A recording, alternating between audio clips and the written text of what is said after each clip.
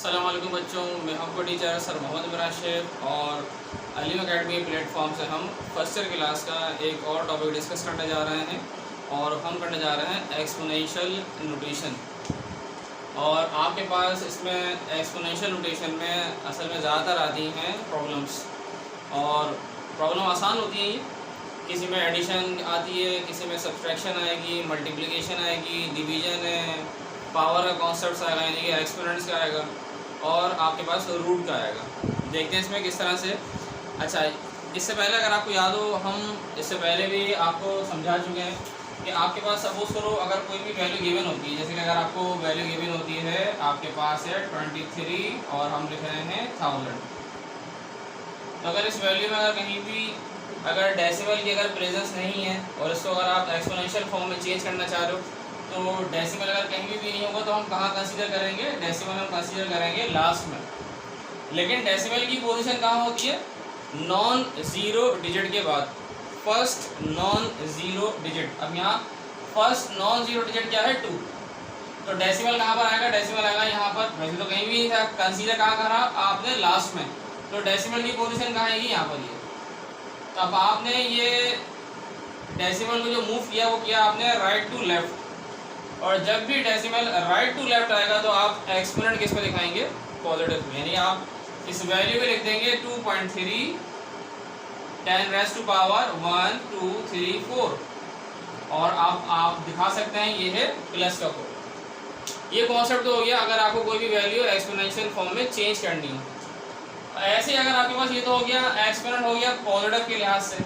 अगर कोई वैल्यू हो आपके पास ऐसे कि 0.00 ऐसे लिखा हो 36, अब इसको अगर आप चेंज करेंगे तो डेसिमल की पोजीशन कहाँ होगी? फर्स्ट नॉन ज़ीरो डिजिट के बाद, यानी कि 3 के बाद।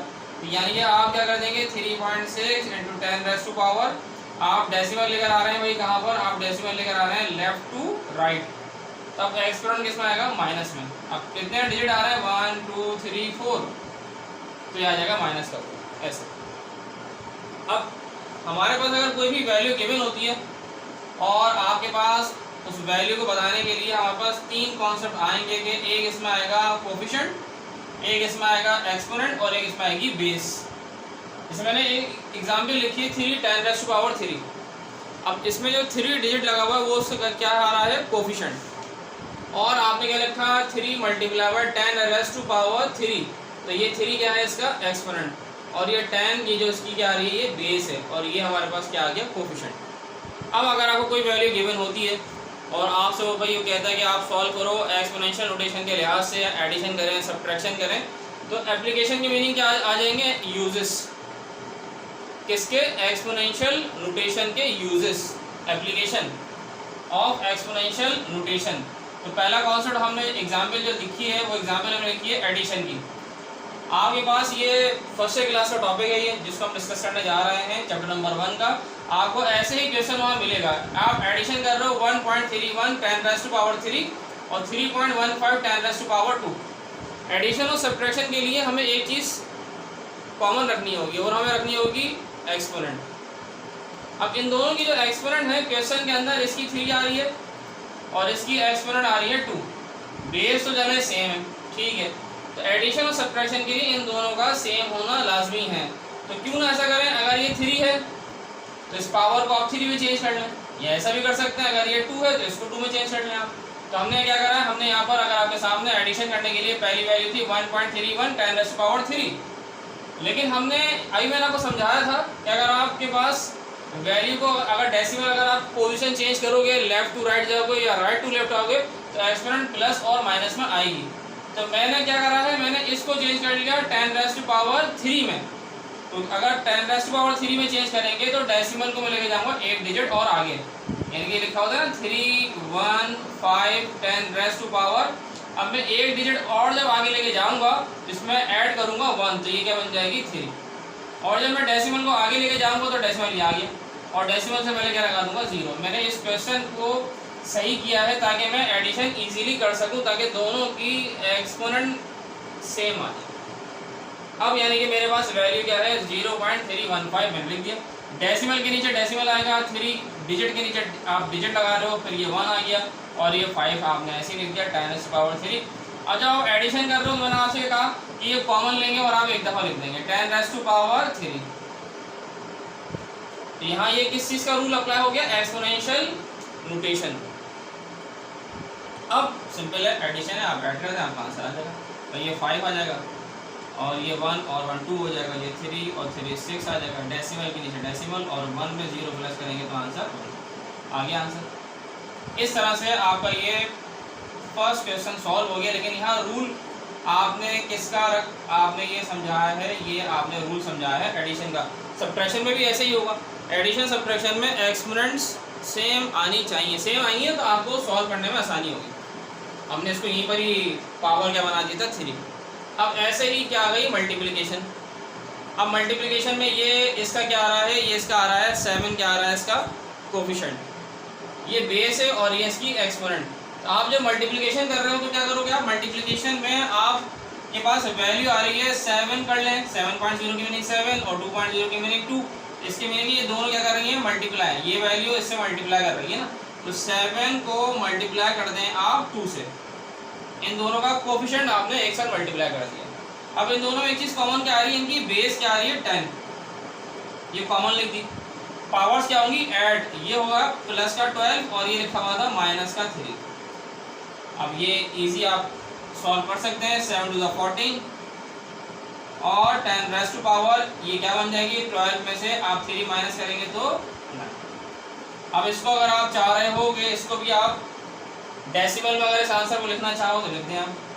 मैंने अभी आपसे कहा था अगर डेसिमल कहीं भी नहीं है तो कहाँ कंसीडर करेंगे लास्ट में, और डेसिमल की पोजीशन कहाँ होगी नॉन जीरो डिजिट के बाद, यानी यहाँ आएगी। तो यानी ये बन जाएगा 1.4 10 रेज़ टू पावर। और जब आप डेसिमल को आप राइट टू लेफ्ट लेकर आएंगे तो 1 ऐड करेंगे, तो आप 1 जब ऐड करोगे तो ये क्या बन जाएगा 10 रेज़ टू पावर 10। 9 से पावर क्या बन जाएगी 10। दोनों के आंसर इक्वल ही है, आप इस तरह भी लिख सकते हैं और ऐसे भी लिख सकते हैं। अब रूल आ गया डिवीजन का, 6.60 10 रेज़ टू पावर 8 को डिवाइड कर रहे हो 3.20 10 रेज़ टू पावर 3 से। ये दोनों वैल्यूज डिवीजन की है ना, आपने इनको ऐसे लिखा डिवाइड करके कि 6.60 10 raise to power 3 3.20 10 raise to power 3। अब 6.60 और डिवाइडेड बाय 3.20 ये आपने डिवाइड करा। इन दोनों की बेस क्या आ रही है इक्वल है, सेम है, कॉमन लेके एक दफ़ा लिख दिया। बेसिस आपके पास सेम है, ये कॉमन लिख दिया। ये 8 लिखा हुआ था पावर, आपने एक्सपोनेंट 8 ही लिखा। और ये हमारे पास क्या हो रहा था, ये हमारे पास पावर थी, डिवीजन में आ रही थी 3, ऊपर आगे किस में ले जाएगा माइनस का 3। तो आप 8 में से 3 को माइनस करेंगे आपकी पावर क्या बन जाएगी 5। और आपने इन दोनों वैल्यू से जब डिवाइड करा आपका आंसर आ गया 2.60। ये रूल आपने यहाँ एक्सपोनेंशियल रोटेशन की एक और एप्लीकेशन सीख ली डिवीजन की। पहली एडिशन सब्ट्रैक्शन, तो मैंने आपसे कहा था इसमें एक ही रूल आ रहा है, एडिशन सब्ट्रैक्शन में पावर सेम करें, कॉमन लेके लिख लें। ये आ गया था मल्टीप्लिकेशन का रूल आ गया था, ये आ गया डिवीजन का आ गया। अब ये लास्ट दो आ रहे हैं, एक पावर का है और एक ये आपके पास रूट का। अब आपसे वो भाई वो क्वेश्चन में कह रहा है पावर के अंदर आप सिंप्लीफाई करो इस वैल्यू को, तो ये पावर बाहर लगी हुई है 2, तो ये 2 पावर 10 रेज़ टू पावर 4 के लिए भी है और ये 2 पावर किसके लिए भी है 3.25 के लिए भी है।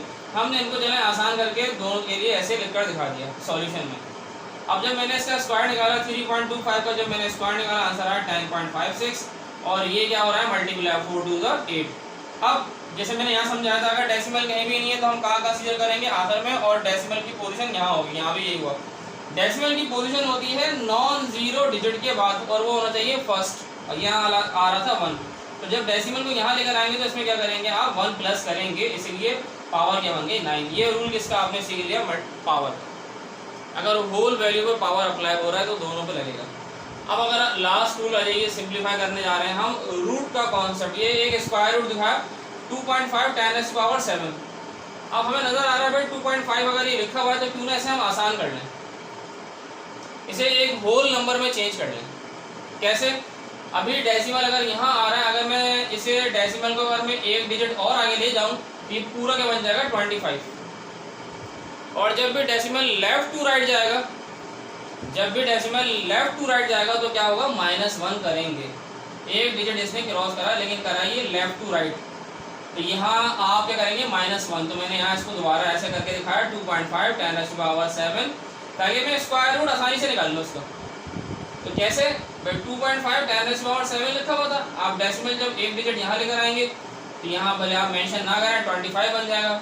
जब मैं एक डेसिमल को एक डिजिट यहाँ लेकर आऊँगा तो यहाँ मैं लिखूँगा -1, तो पावर की बन जाएगी 6। तो 25 10⁻⁶ ये नज़र आ रहा है आपको लिखा हुआ। अब 25 का अगर मैं स्क्वायर रूट निकालूंगा तो भाई 25 का स्क्वायर रूट क्या आ जाएगा 5 × 5।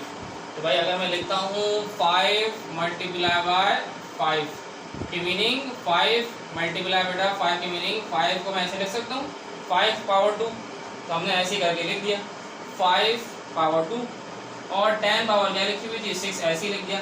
आपको ये भी पता होगा अगर सिर्फ स्क्वायर रूट की वैल्यू क्या होती है, स्क्वायर रूट की वैल्यू होती है 1/2 यानी कि हाफ। तो ये स्क्वायर रूट अगर मैं हटाता हूँ तो ये किस पर है 10⁻⁶ पर भी है और 25 पे भी है। यहाँ भी अप्लाई करा 5 के साथ और यहाँ ही मैंने अप्लाई करा, तो 2 3 6, तो यहाँ पावर बन जाएगी 3 और 2 2 से कैंसिल होगा, ये पावर क्या बन जाएगा 1, तो आंसर आएगा 5 10⁻3। तो यहाँ अगर आपके पास एक्सपोनेंशियल नोटेशन की ये एप्लीकेशंस कंप्लीट हो रही हैं जो कि 5 आ रही थी, पहली एडिशन सब्ट्रैक्शन, फिर मल्टीप्लिकेशन, फिर डिवीजन, फिर पावर और ये आखिर में रूट का कॉन्सेप्ट था। क्वेश्चन ये आसान है, पेपर में आते हैं हमारे पास एनुअल एग्जाम में भी, और आगे वो मेंशन करता है आप यहाँ रूल अप्लाई करोगे किस चीज़ के, एक्सपोनेंशियल नोटेशन के। वीडियो को बेटा आप लाइक भी करिएगा, सब्सक्राइब भी करिएगा। ठीक है बच्चों, अल्लाह हाफिज़।